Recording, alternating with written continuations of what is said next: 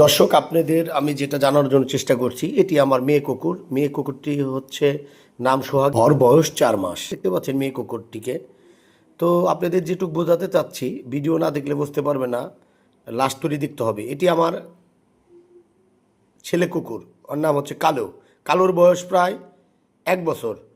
এই মেয়ে কুকুরটির বয়স 4 মাস।